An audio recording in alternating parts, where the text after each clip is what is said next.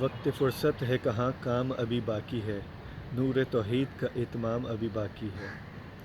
ہم مسلمان اپنی 1400 سالہ تاریخ میں خیر سے بھول چکے ہیں۔ پچھلے 1450 سال کی مسلمانہ تاریخ میں سے 1350 سال یعنی کہ 1350 سال دنیا پر مسلمانوں نے ہی راج کیا ہے۔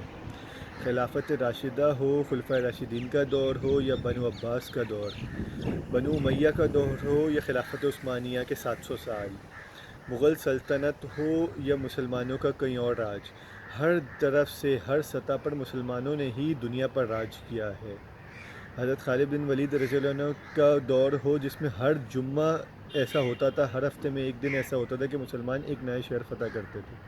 حضرت عمر رضی اللہ عنہ کا دور ہو جس میں 22 لاکھ مربع میل پہ مسلمانوں کی حکومت تھی، یا خلافت عثمانیہ ہو جس میں پوری ترک پورے عربوں پر مسلمانوں کی حکومت تھی، یا مغل سلطنت ہو جس میں پورے ہندوستان پر مسلمانوں کی حکومت تھی۔ 1350 سال پچھلے مسلمانوں نے ہی پوری دنیا پر راج کیا ہے۔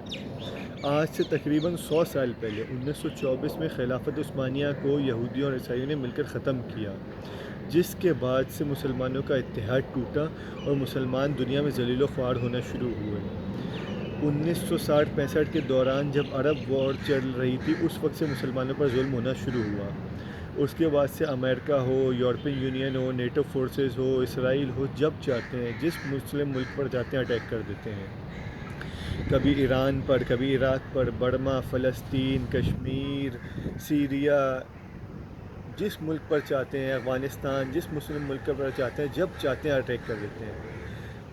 بغاوت کا بہانہ بنا کر ہو، ترکی میں بغاوت ہو یا دوسرے مسلم ملکوں میں، جس ملک پر چاہتا ہے امریکہ اور نیٹو فورسز اٹیک کر دیتے ہیں۔ اس کی وجہ کیا ہے؟ کیونکہ مسلمان متحد نہیں ہیں۔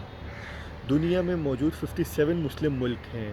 دنیا میں ٹوٹل ملکوں کی تعداد 197 ہے، اس میں 57 ملکوں میں مسلمانوں کی حکومت ہے، لیکن سب بکھرے ہوئے ہیں، یا کہہ لیں سب اپنی باری کا انتظار کر رہے ہیں۔ وقت آ گیا ہے کہ تمام مسلم ملکوں کو متحد کیا جائے۔ پاکستان کو اس معاملے میں لیڈ کرنا چاہیے۔ پہلے پاکستان میں اسلام کا نظام قائم کرنے کی کوشش کرنی چاہیے۔ اسلام کا اکنامک سسٹم، اسلام کا دیا ہوا social system, justice system, political system اس ملک میں نافذ کرنا چاہیے۔ پھر اسی کی دعوت دوسرے مسلم ملکوں کو دینی چاہیے، جس طرح دوسرے مسلم ملکوں میں بھی کوشش کرنی چاہیے کہ اسلام کا دیا ہوا نظام قائم اور نافذ ہو سکے۔ اس کے بعد یہ کوشش کرنی چاہیے کہ تمام مسلم ملکوں کو ایک خلافت کے نیچے ایک خلیفہ کی قیادت میں متحد کیا جائے۔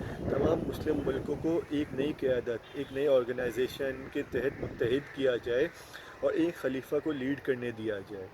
اگر تمام دنیا میں موجود 57 مسلم ملکوں میں سے صرف 15-20 مسلم ملک بھی اگر متحد ہو گئے، یورپین یونین جس طرح ہے 20-25 ملک ایک ساتھ ہیں، کہ دنیا میں کسی کی ہمت نہیں ہوتی ان کو تکلیف پہنچانے کی، ان کی طرف میلی آنکھ سے دیکھنے کی بھی۔ اگر دنیا میں موجود 57 مسلم ملکوں میں سے 20 ملک بھی متحد ہو گئے، ایک پیج پر آ گئے، ایک ہو گئے، ایک امت بن گئے، تو دنیا میں امریکہ ہو یا اسرائیل ہو یا انڈیا ہو یا نیٹو فورسز ہو، کسی کی ہمت نہیں ہوگی مسلمانوں کو تکلیف پہنچانے کی۔ تو ہم سب کو بھی اس کے لیے کوشش کرنی چاہیے، گورنمنٹ سے بھی اپیل کرنی چاہیے، تمام مسلم ملکوں کو بھی متحد کرنا چاہیے اور عوام کو بھی اس میں کردار ادا کرنا چاہیے کہ ایک ایک کر کے آپس کے اختلاف بھلا کر، شیعہ سنی، دیوبندی بریلوی کے اختلاف بھلا کر مسلمانوں کو متحد کیا جائے، ایک امت بنا جائے، ایک ملک ایک امت بنا جائے۔ پھر تمام مسلم ملکوں کو دعوت دی جائے، تمام مسلم ملکوں کو متحد کیا جائے اور ایک امت، ایک قیادت بنی جائے اور خلافت عثمانیہ کے طرز پہ ایک نئی خلافت کے قیام کی کوشش شروع کی جائے۔ کیونکہ جس دن یہ مسلمان متحد ہو گئے، مسلمانوں پر ہونے والا یہ ظلم بند ہو جائے گا۔ کبھی امریکہ اور نیٹو فورسز مسلم ملکوں پر اٹیک کر دیتے ہیں، کبھی ایف اے ٹی ایف کی گرے لسٹ میں پھنسا دیتے ہیں، کبھی کسی ملکوں کو آئی ایم ایف کے قرضوں میں پھنسا دیتے ہیں۔ ایسا کیوں ہے؟ کیونکہ مسلمان بکھرے ہوئے ہیں، اپنی باری کا ہر ملک ویٹ کر رہا ہے کہ کب اس کی شامت آتی ہے۔ ہم سب کو بھی اس میں کردار ادا کرنا چاہیے اور گورنمنٹ آف پاکستان اور تمام مسلم ملکوں سے اپیل ہے کہ اس میں اپنا کردار ادا کریں، تمام مسلم ملکوں کو متحد کیا جائے، ایک پیج پر آیا جائے، ایک امت بنا جائے اور خلافت عثمانیہ کی طرف پہ ایک نئی خلافت کے قیام کی کوشش شروع کی جائے، تاکہ جس دن مسلمان متحد ہو گئے، مسلمانوں پر ہونے والے یہ ظلم سب بند ہو جائیں گے۔ تو اس کے لیے ہم سب کو کوشش کرنی چاہیے، ہم سب کو اپنا کردار ادا کرنا چاہیے۔